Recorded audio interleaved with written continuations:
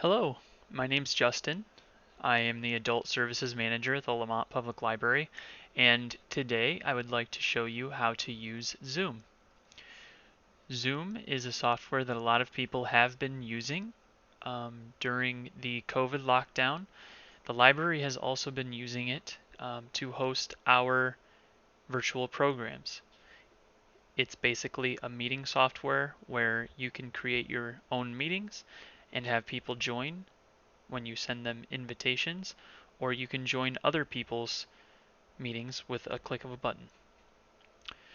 So to start, you will go to zoom.us, and as you can see, I'm already on that web page here. Or you can simply Google Zoom, and you should be able to find the link for the Zoom website. In this tutorial video, I will act as if you already have an account, and I will show you here, once I've logged out, how to log in. I'm already logged into Zoom, but to sign out, all I will have to do is simply click sign out here after clicking my avatar. So this is what it should look like once you've gone to the Zoom website, and if you're not logged in, you'll just simply go to sign in, and you'll type in your email.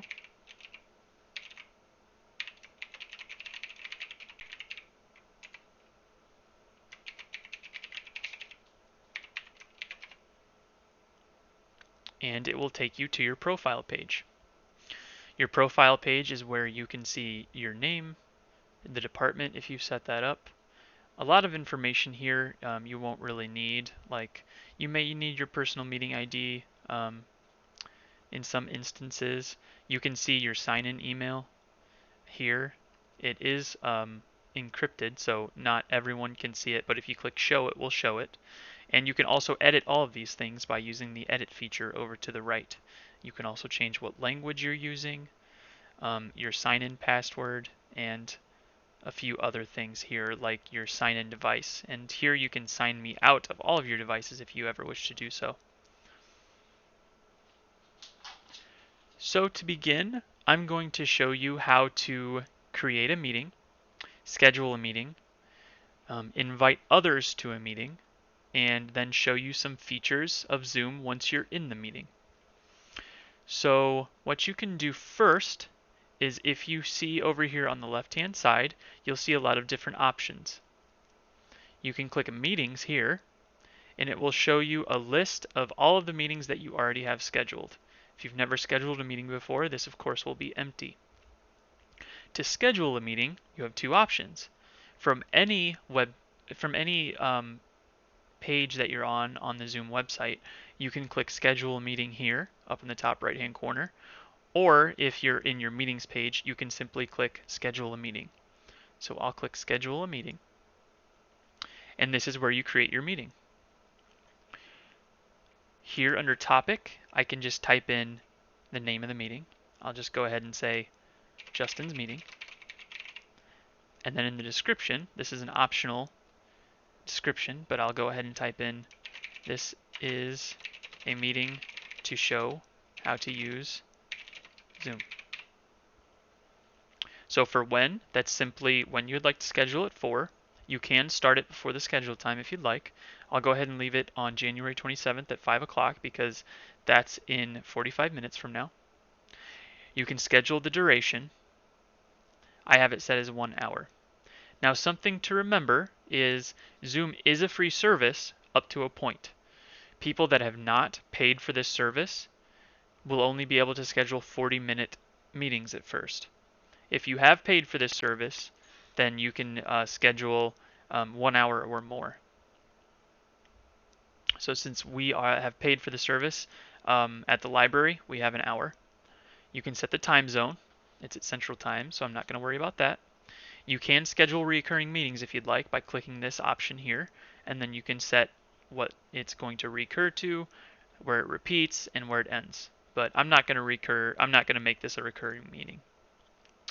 You can require registrations if you'd like. I'm not going to do that, but if you do click there, then that means the person has to register to be able to access the meeting. so I'll click that again because I don't want to do that. I'll just go ahead and let Zoom generate the meeting ID automatically. For our purposes, we won't need that. Same with the passcode. I'll just go ahead and let that be what it defaulted to. And you will want to make sure this waiting room is checkmarked. That way, people, when they want to join, they will be entered into what's called a waiting room, which is what I'll show you later. And then you will have to admit them as the meeting host. Under video, if you want your video and your participants to be able to use video, make sure those are both on. If you do not, you can make sure that they're off. And then for audio, most of the time you'll want to make sure computer audio is checkmarked. If you do want to use your telephone for audio, you can do that as well, or both. And then what I like to checkmark here under meeting options, there are several options here, but I like to click allow participants to join anytime. That will make it so if a participant is late to the meeting, you can still let them in after the meeting is started. You can also select alternative hosts. We're not going to do that for this meeting. So I just want to make sure everything looks correct. It all does to me, and I'll go ahead and click save. Okay, so after I've clicked save, you can see all of the information for this meeting. And most importantly, you can see the invite link here. This invite link is what you will give to your participants to invite them to the meeting. So now what I want to do is I want to invite my helper to join the meeting here. So I'll go ahead and copy invitation. And as you can see, this is what will be sent to their email when I email it to them. So I can click copy meeting invitation, and that copies it to my clipboard so that I can paste it later in the body of an email. There are different ways to invite people, and I'll show you another one in a little bit. But as for right now, we'll just do it this way. So I'm going to go to my email, and I'll click new email, and I will send it to my helper, s.e.keim@gmail. And then in the body of my email, I'll go ahead and right click and click paste. Now what they will be using to access the meeting is all they have to do is click on this link here where it says join Zoom meeting. I'll go ahead and put a subject of Zoom meeting tutorial, and I'll click send. Now they will receive the invitation, and before they can join the meeting, I'll have to click start this meeting here. Before I do that, however, I'm going to show you how that shows up in the scheduled meeting list. So if I just click Zoom and go back to the main page here, I can click My Account, and I'll go down to Meetings, and here you see Justin's meeting. I can edit that information anytime or delete the meeting if the meeting's no longer scheduled, but I'll just go ahead and click Start. And now you'll see, this depends on how you have, if you've used Zoom before or if you have Zoom installed on your computer. But you may see a pop-up such as this that says Open Zoom Meetings. I'll click there, but if you don't have Zoom installed on your computer, you can just click Download Now right here. And then you can download the client to your computer and use it that way. But since I already have this installed on my device, I'm using a desktop, I'll just click Open Zoom Meetings. It's going to connect here. And hi, that's me. I'll go ahead and click Join with Computer Audio. So now you can see me, and this is what everyone in the meeting will be able to see while I'm talking. Now, my helper should be joining soon, and what will happen is when she clicks that invitation link, she will be put in the waiting room. And as you can see up here, it says Sarah Williams entered the waiting room. So I can go ahead and admit her. And once I do, you can see that her face is going to pop up on the screen here once she's loaded her webcam. Now, to see the people that are in the participant room, oh, there's my helper there. Hi, Sarah. So to see all of the participants in the waiting room, I can just click Participants here. And now I can see that Sarah is in the waiting room. I'm sorry, she is participating.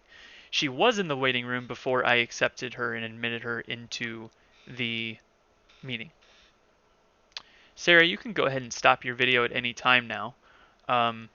And I'm going to go ahead and show everyone some of the different functions in Zoom.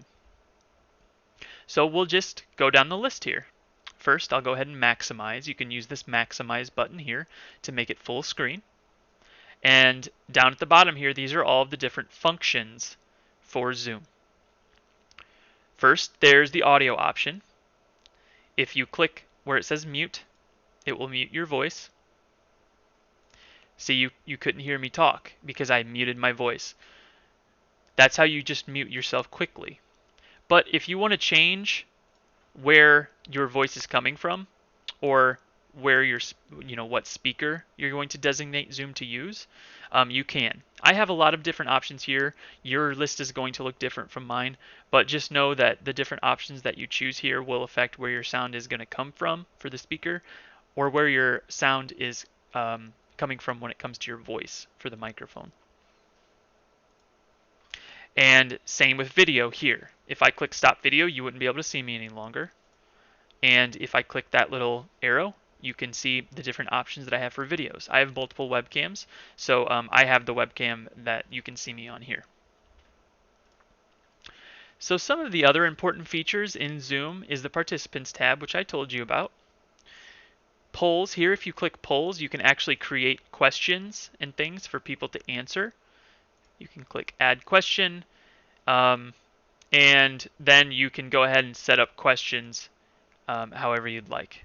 Or you can click edit, and if you scroll down a little bit, you can enter a title for the poll, different answers, click save, and then people can answer your poll questions in the Zoom meeting.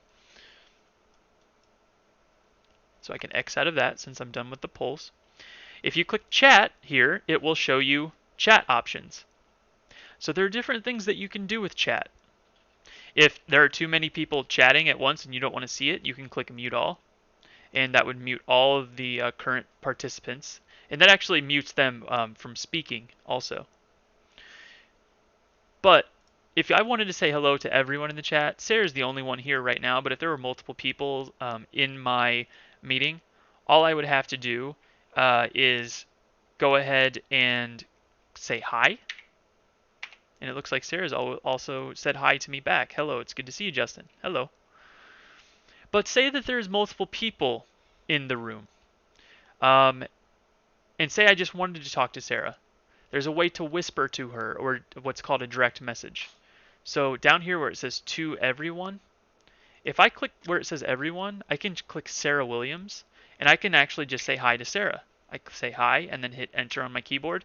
And as you can see, it says from me to Sarah. It's a direct message, so only she can see it, and she's the only one that can see where I say hi.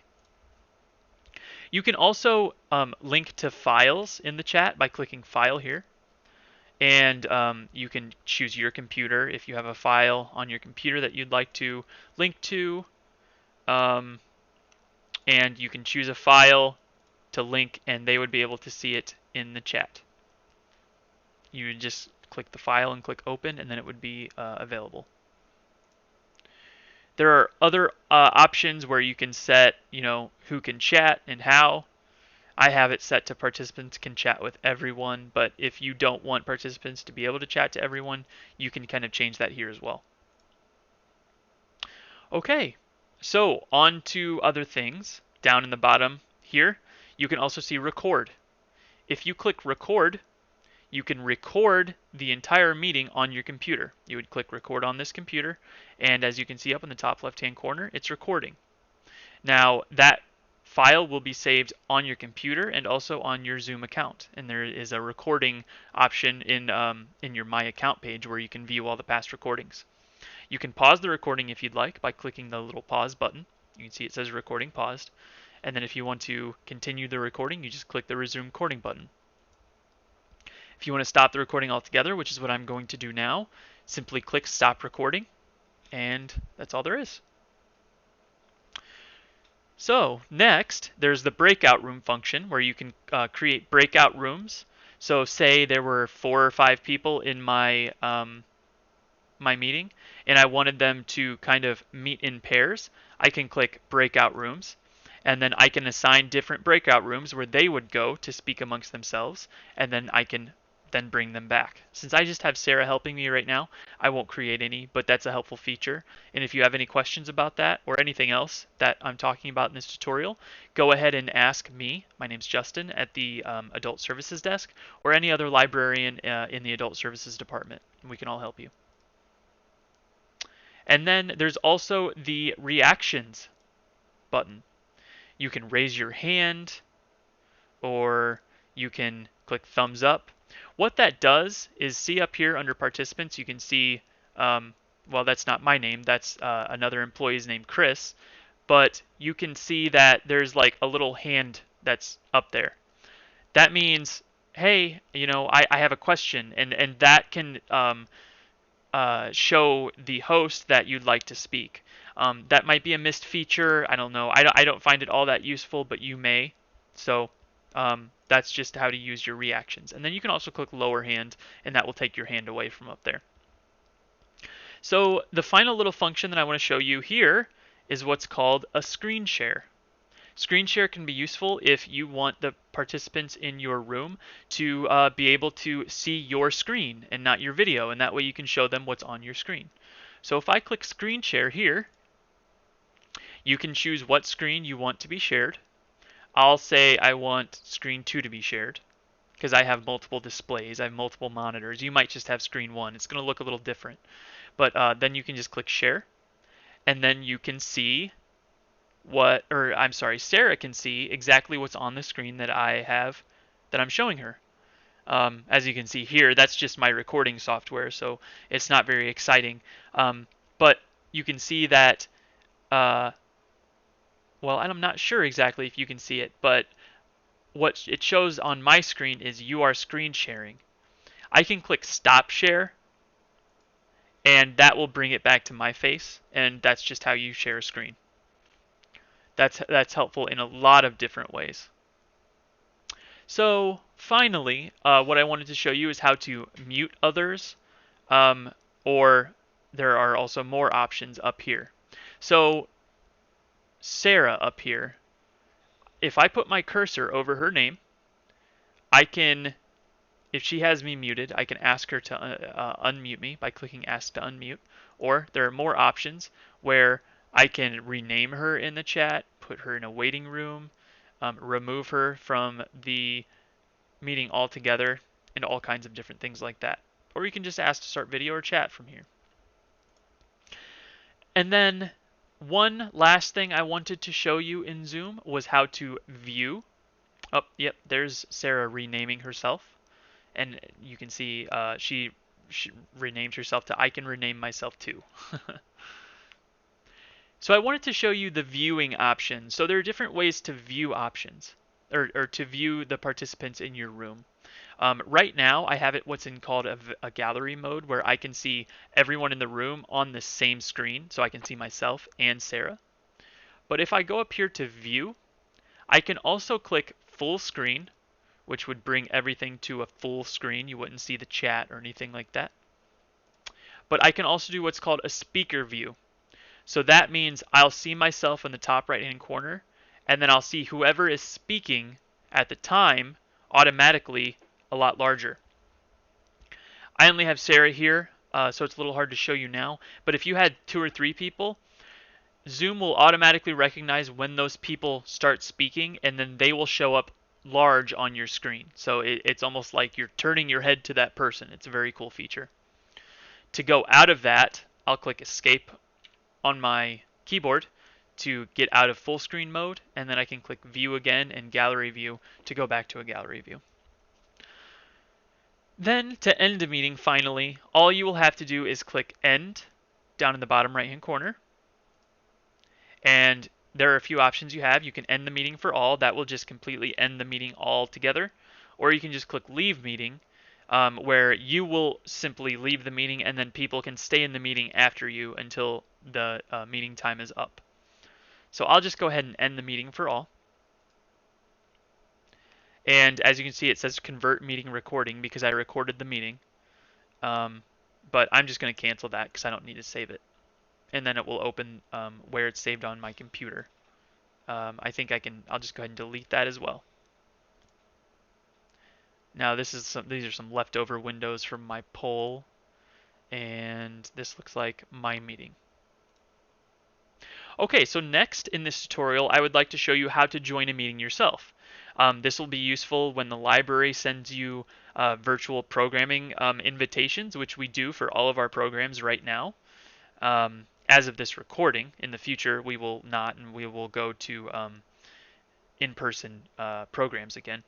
But as of this recording, we're only doing virtual meetings, and you would open up a Zoom link just like I will show you next. So let's say my helper wanted to host a meeting now, Sarah. Sarah has already sent an invitation to me, just like I've shown you before, to my email. So I'll simply go to my email, and I will go to Sarah's email that she sent me before. It shows Zoom meeting. It shows Sarah's Williams Zoom meeting, January 27th at 4:30. And I'll click Join Zoom Meeting. Then this looks familiar. I will open up the Zoom meeting just like I did before. It's going to open my meeting, and it says the host has another meeting in progress. She must be in another meeting, or I'm still waiting for her to open up the Zoom meeting. But once she has opened that up, I will be able to enter the meeting from this screen. From here, you can also test your computer audio and do a number of other things. And it looks like Sarah is just now opening the meeting, so I'll be able to open that in just a moment. If I click test computer audio here, I can see a lot of my audio input settings. I can see that my microphone is working. The speaker isn't showing anything now because nothing else on my computer is playing. But that's how you test your audio.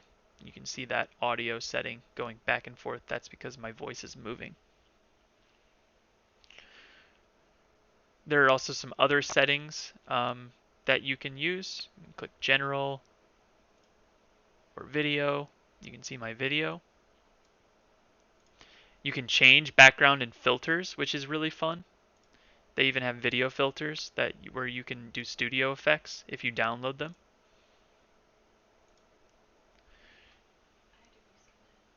You can also do recording options.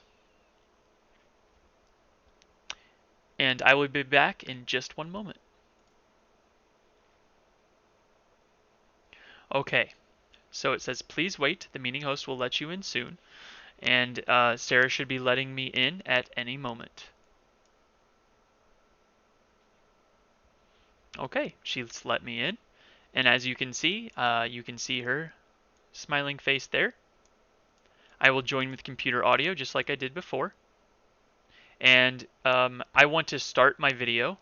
So when you enter someone else's Zoom meeting, it doesn't automatically start your video in case you're not ready. It will automatically start your voice so she can hear me. But what I'll do is click Start Video, and then she can see me, just like before. And now this will work just like our last meeting, so I won't have to show you anything else. I just wanted to show you how to enter someone else's Zoom meeting. But say I wanted to leave the meeting, which I'll do now. I'll just click Leave down in the bottom right-hand corner. Click Leave Meeting. And that's all there is to it. So that's how you join another meeting. So that is our Zoom tutorial for the day. That should get you through a lot of the different things you need to do to join a meeting and host a meeting. If there are some other things that you would like to do in your advanced setting, or if you have problems with your account, once again, you can always ask a librarian at the Adult Reference Desk, or we can always help you through our one-on-one meetings where we will meet with you face-to-face, usually using Zoom right now, but in better times when we're able to meet together at the library for extended period of times, we can also work with you face-to-face on a computer, right next to you in a meeting room. So thank you for watching this tutorial. And we're always there at the Lamont Public Library District to answer any of your questions. Thank you very much and have a great day.